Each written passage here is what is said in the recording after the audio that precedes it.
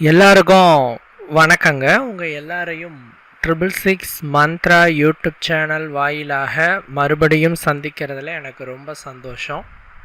தொடர்ந்து நம்மளுடைய சேனல் மூலமாக ஆன்மீகம் சார்ந்த அரிய பதிவுகளை பதிவேற்றம் செய்து கொண்டிருக்கிறோம். உங்களுடைய மேலான ஆதரவும் நமக்கு தொடர்ந்து கிடைத்து கொண்டே இருக்குது. அந்த வகையில் இன்னைக்கு இந்த வீடியோ பதிவில் பார்க்கக்கூடிய தகவல் என்ன அப்படின்னு கேட்டால்,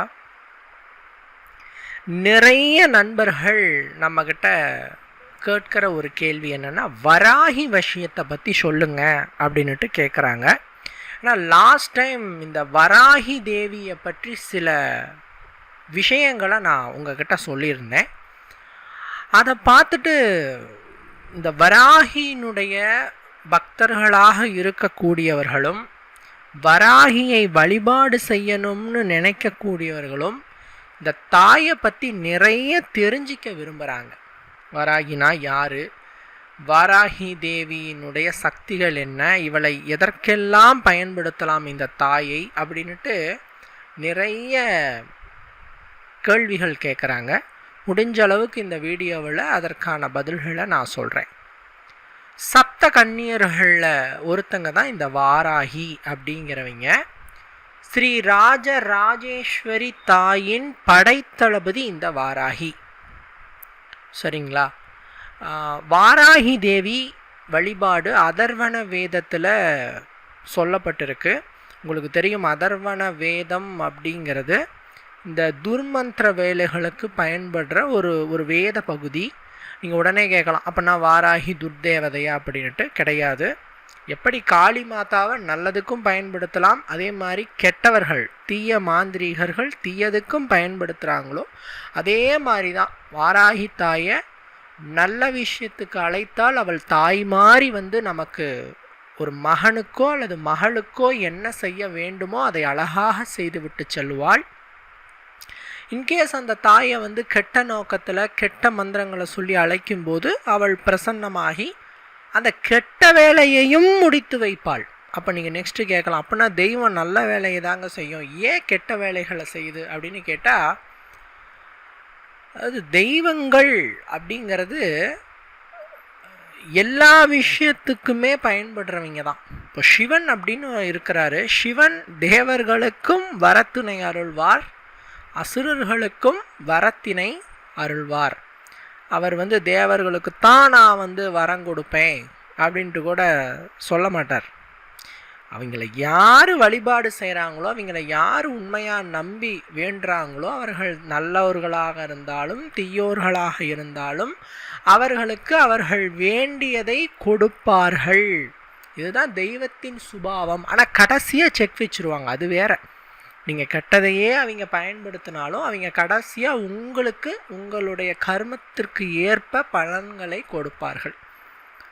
சரிங்களா? நீங்கள் அடுத்தது கேட்கலாம், அப்படின்னா விஷ்ணு பகவான், அதாவது பெருமாள் அப்படிங்கிறவர் தான் அசுரர்களுக்கு ஹெல்ப் பண்ணாதவர் அப்படின்ட்டு நீங்கள் சொல்லலாம். ஏன்னா அசுரர்கள் மோஸ்ட்லி சிவபெருமானை நோக்கி தவம் பண்ணுவாங்க, பிரம்மதேவனை நோக்கி தவம் பண்ணுவாங்க, காளி மாதாவை நோக்கி தவம் பண்ணுவாங்க. அந்த தாய் பிரசன்னமாகி வரங்களை அருள்வாள். ஆனால் உங்களுக்கு தெரியுமா, விஷ்ணு பகவானும் வேண்டினால் கெட்டோர்களுக்கும் நல்வழியை புகுத்துவார். உதாரணத்துக்கு சொல்லணும்னா ராகு கேதுக்களினுடைய கதை உங்களுக்கு தெரியும். அவங்க இறுதியில் சிவனினுடைய சுதர்சனத்தால் தலை வெட்டப்பட்டு அவர்கள் போகிறாங்க. 2 அசுரர்கள் குடிப்பாங்க. ஒருத்தருக்கு தலை, அதாவது 2 பேருக்குமே தலை வெட்டப்படும் சுதர்சனத்தால். ஏன்னா அவங்களோட அந்த தொண்டைக்கு கீழே அமிர்தம் போச்சு அப்படின்னா அவங்க சாகா வரத்தினை பெற்றுடுவாங்க. அந்த கதை உங்களுக்கு தெரியும்னு நினைக்கிறேன். அமிர்தம் வேண்டி திருப்பார்கடலை கடைந்த பொழுது வெளிப்பட்ட அமிர்தத்தை தேவர்கள் மட்டுமே அருந்தும்படியாக விஷ்ணு பகவான் மோகினி அவதாரம் எடுத்து அதை தேவர்களுக்கு மட்டுமே கொடுக்கிறார். அதில் 2 அசுரர்கள் மட்டும் தேவர்கள் போலவே உருமாறி அந்த அமிர்தத்தை வாங்குகிறார்கள், அதை அருந்தவும் செய்கிறார்கள்.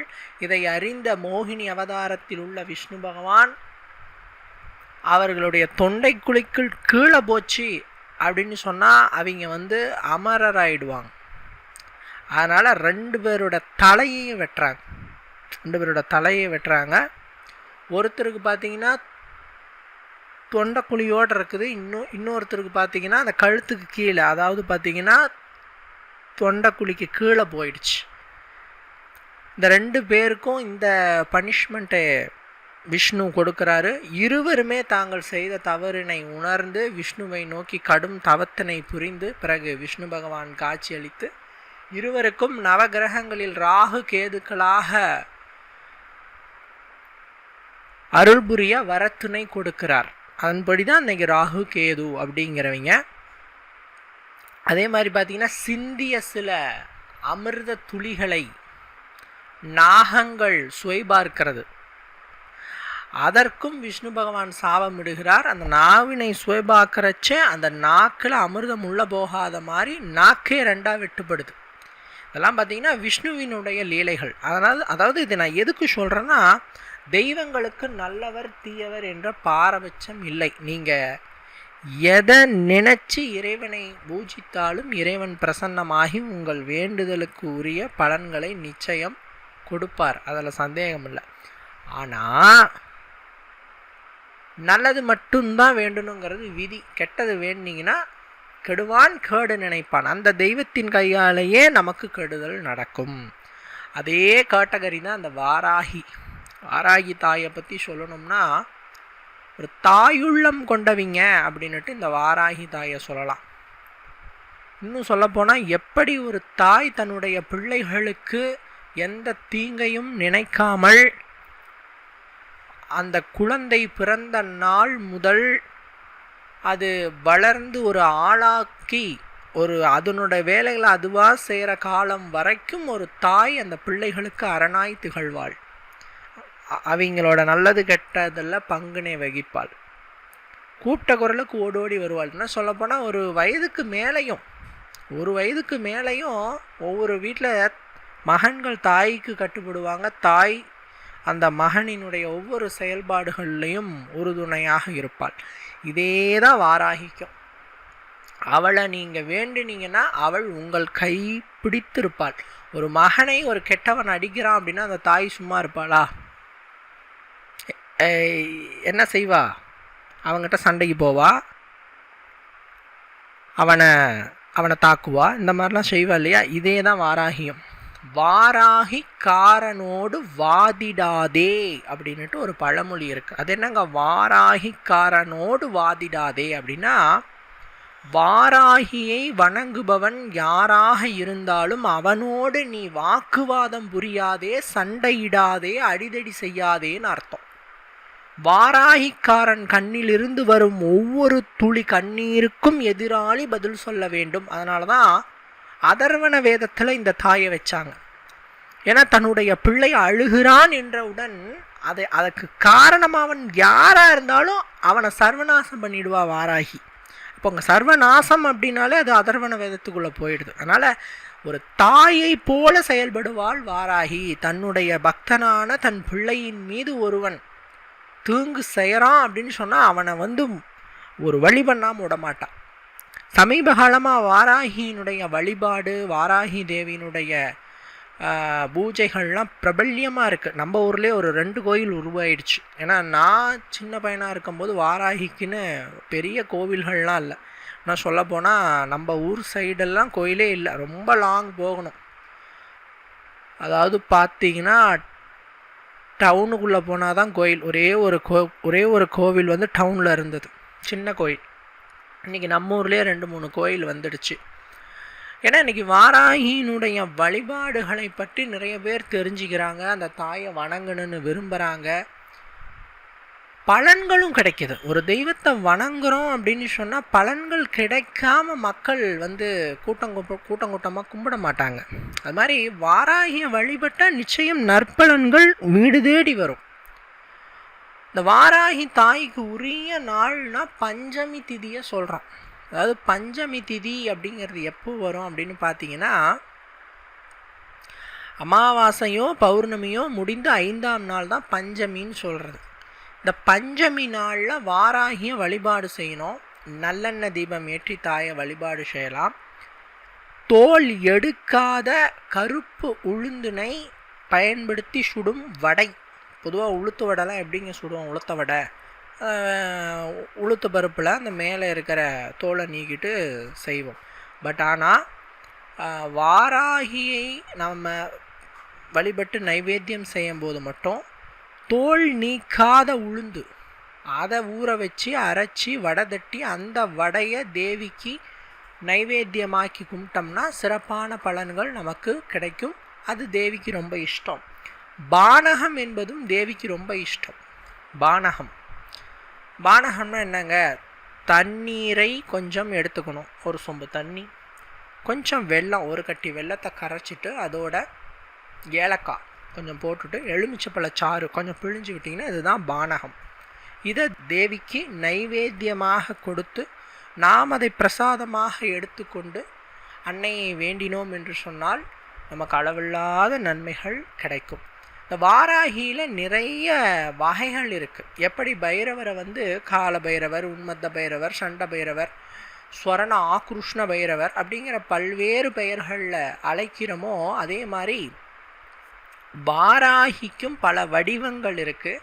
அதில் ரொம்ப ஒரு சாந்த வடிவமாகவும் கூப்பிட்ட குரலுக்கு ஓடோடி ஒரு வடிவமாக இருக்கக்கூடியது என்னன்னு பார்த்தீங்கன்னா சொப்பன வாராகி அப்படிங்கிறவங்க தான்.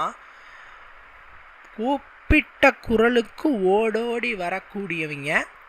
அதே மாதிரி ஒரு ஒரு ஒரு குடும்பத்தில் இருப்பவர்களும் இந்த மந்திரத்தை பயன்படுத்தலாம். எந்த விதமான ஒரு பயமும் இல்லாமல் தாராளமாக இந்த ஒரு வாராகி விஷயத்தை நீங்கள் செய்யலாம்.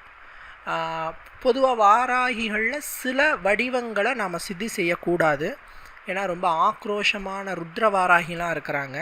அவங்களாம் நம்ம சித்தி செஞ்சிட்டோம்னா கொஞ்சம் உபாசனைகள்லாம் ருத்ர உபாசனையாக இருக்கணும். நம்ம குடும்ப வாழ்க்கையில் இருந்துட்டு அதை செய்ய முடியாது. ஸோ இந்த சொப்பன வாராகி பார்த்தீங்கன்னா ஒரு குடும்ப வாழ்க்கையில் இருக்கிறவங்களும் தாராளமாக பயன்படுத்தி பலனின் அடையலாம். நாம் வேண்டியதை வேண்டியபடி நம்மளுடைய கனவில் முக்காலத்தையும் சொல்லக்கூடியவளாக இவள் இருப்பாள். நம்மளோட வாழ்க்கையில் மனிதர்கள் என்ன ஆசைப்படுவாங்க? எதிர்காலம் நல்லா இருக்கணும், எதிர்காலம் எனக்கு பாசிட்டிவாக இருக்குமா, நெகட்டிவாக இருக்குமா அப்படிங்கிற கவலையில் தான் நிறைய பேர் இன்றைக்கி வாழ்ந்துக்கிட்டு இருக்கிறோம் இல்லைங்களா? ஃப்யூச்சர் நல்லா இருக்கணும், இந்த ஒரு வேர்டு தான் எல்லாருக்குமே இருக்குது. பட் ஃப்யூச்சரில் என்ன நடக்க போகுது, எனக்கு என்ன மாதிரி நிகழ்வுகள் நடக்க போகுது, அல்லது மற்றவர்களுக்கு என்ன மாதிரி நிகழ்வுகள் நடக்க போகுது அப்படிங்கிறத ரொம்ப அழகாக சொல்லக்கூடியவள் தான் இவள். எந்த வகையில் சொல்லுவாள்னா கனவுல சொல்லுவாள். இந்த தாயை முதல்ல நீங்கள் சித்தி பண்ணிக்கணும். சித்தி பண்ணுறதுக்கு மந்திரம் இருக்குது. இந்த மந்திரத்தை முறையாக குறிப்பிட்ட நாட்கள் குறிப்பிட்ட உருக்களை ஏற்றி நாம் சொன்னோம் அப்படின்னு சொன்னால் அந்த தாய் பிரசன்னமாகி நமக்கு வசியமாவாள். அதன் பிறகு நாம் தேவையான போது நம்முடைய வேண்டுதல்கள் நிறைவேற அல்லது நம் கோரிக்கைகள் நிறைவேற என்ன செய்யணும் அப்படின்ட்டு இந்த தாயவே கேட்டுட்டு நீங்கள் படுத்து தூங்குனீங்கன்னா கனவுல இந்த தாய் அதற்குரிய விடயங்களை சொல்லுவாள். இப்போது இந்த தாயினுடைய பூஜைகள் எப்படி செய்யணும், என்ன மாதிரி செய்யணுங்கிறத நான் சொல்கிறேன். பொதுவாக வாராகி தாய்க்கு பச்சை நிற உடை ரொம்ப விசேஷம். அதனால் நீங்கள் இந்த பூஜையை பச்சை நிற உடை உடுத்தி, இப்போ ஆண்களாக இருந்தீங்கன்னா பச்சை கலர் வேஷ்டி அணிஞ்சிக்கலாம். பெண்களாக இருக்கும்போது பச்சை கலர் துணி, சாரி, சுடிதார், இந்த மாதிரி வசதியாக உங்களுக்கு எந்த உடை வசதியாக இருக்கோ அந்த உடையை பச்சை நிறத்தில் உடுத்திட்டு இந்த தாயினுடைய மூலமந்திரத்தை தினம் 108 உருவு என்ற முறையில் இரவு தூங்குவதற்கு முன்னாடி ஜெபிக்கணும். 11 நாட்கள் முதல் 1 மண்டலம் வரை ஜெபிக்கலாம். அது என்னங்க 11 நாள் முதல் 1 மண்டலம் அப்படின்னு கேட்டால், பொதுவாக இந்த தாய் பிரசன்னமாக சீக்கிரமாக ஆகிடுவாங்க. பொதுவாக வாராகியை நீங்கள் கும்பிட ஆரம்பிச்சிங்கனாவே ஒரு அம்மா என்ன பண்ணுவாங்க, குழந்த அம்மானு அழும்போதே ஒரே குரலுக்கு ஓடோடி வருபவள் தான் தாய்.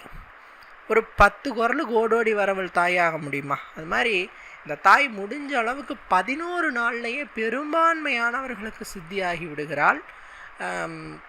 நாம் பண்ணுற தவறுனால வேணா ஒரு மண்டலம், சில பேருக்கு 90 நாள் கூட இழுத்தடிக்குது. என்ன தவறு அப்படின்னா, சிரத்தையோடு செய்யாமல் இருப்பது, நம்பிக்கையோடு செய்யாமல் இருப்பது, அசைவம் சாப்பிட்றது சரியா, அதே மாதிரி இந்த போதை வஸ்துகளை பயன்படுத்துகிறது, அதே மாதிரி இந்த அந்த தாய் பிரசனமாகிற வரைக்கும் கொஞ்சம் தாம்பத்திய வாழ்வில் தள்ளி இருக்கிறது நல்லது. இதெல்லாம் கொஞ்சம் முறையாக செய்யாமல் சுத்தபத்தம் இல்லாமல் இருக்கிறது, அடுத்தவர்களை ஏமாத்துறது. பல பேர் என்ன நினைக்கிறாங்கன்னா, ஜபங்கள் செய்யும் பொழுது இந்த போதை வஸ்துகள், மாமிசம், தாம்பத்தியம் இதை மட்டும் விளக்கினால் போதும், அந்த தெய்வம் வசியமாகும்னு நினைக்கிறாங்க.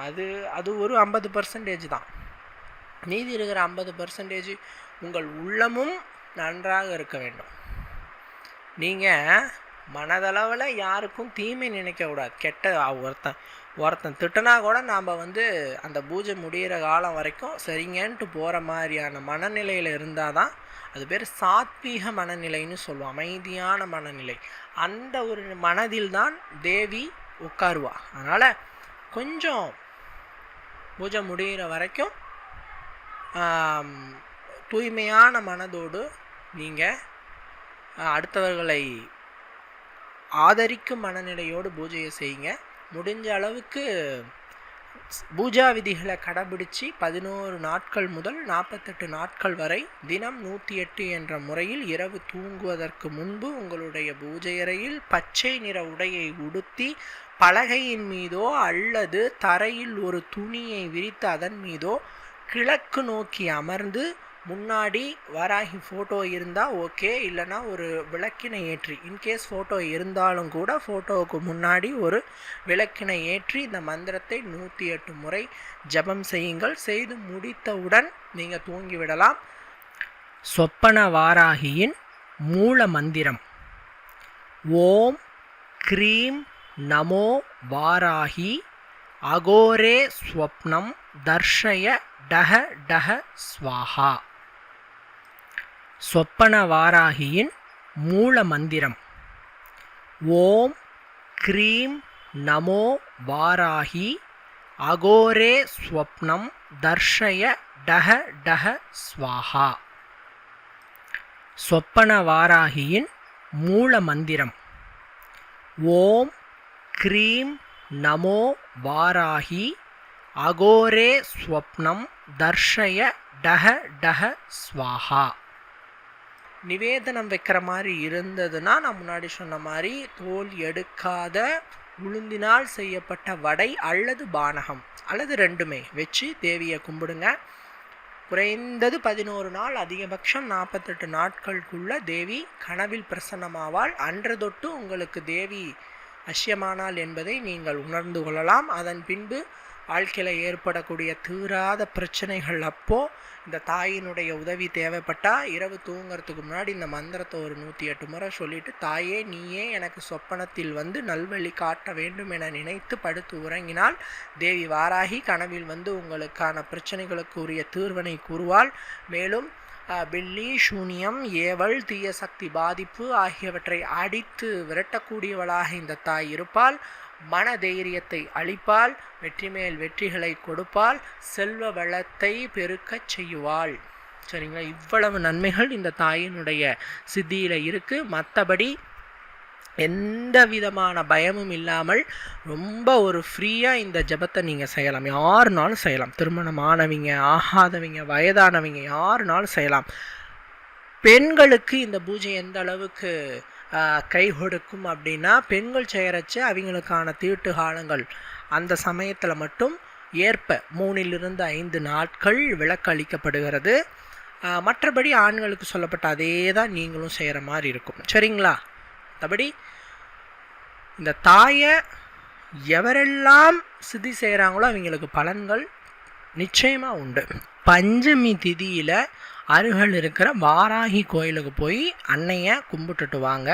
வாராகி வழிபாடு தொடர்ச்சியாக செய்கிறது. உங்களுடைய வாழ்நாள் முழுவதும் இந்த தாயை நீங்கள் வழிபாடு செஞ்சீங்கன்னா அந்த தாய் உங்களுக்கு எப்போதும் உறுதுணையாக இருப்பாள். பொதுவாக வாராகியினுடைய வழிபாடை நீங்கள் இன்னைக்கு தொடங்குனீங்க அப்படின்னு சொன்னால் இன்றை தொட்டே உங்களுக்கு நல்ல நல்ல பலன்கள் எல்லாம் ஸ்வீகரிக்கும் என்பதில் ஐயமில்லை. நீங்கள் இன்னையில இருந்தே இந்த தாயினுடைய வழிபாட்டை நீங்கள் ஆரம்பிச்சிங்கன்னா உங்களுக்கு அந்த தாய் கை கொடுத்து தூக்கி விடுவாள். ஸோ இந்த வீடியோ பயனுள்ள வகையில் இருந்திருக்குன்னு நான் நம்புகிறேன். மற்றும் ஒரு வீடியோவில் உங்களை நான் சந்திக்கிறேன். நன்றி, வணக்கம்.